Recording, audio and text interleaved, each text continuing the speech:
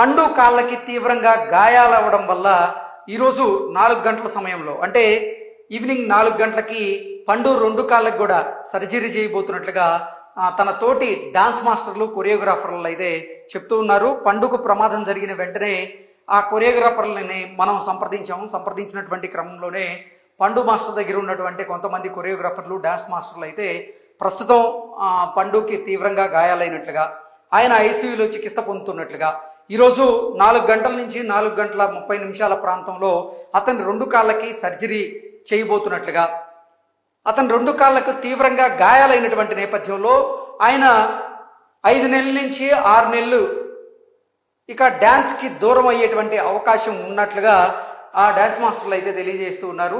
ఇందాకే రమేష్ మాస్టర్తో మాట్లాడాము. అతను చెప్తున్నటువంటి దాని ప్రకారంగా చూసుకున్నట్లయితే పండు కాళ్ళకైతే తీవ్రంగా గాయాలైనట్లుగా తెలుస్తోంది. ఆ గాయాలైనటువంటి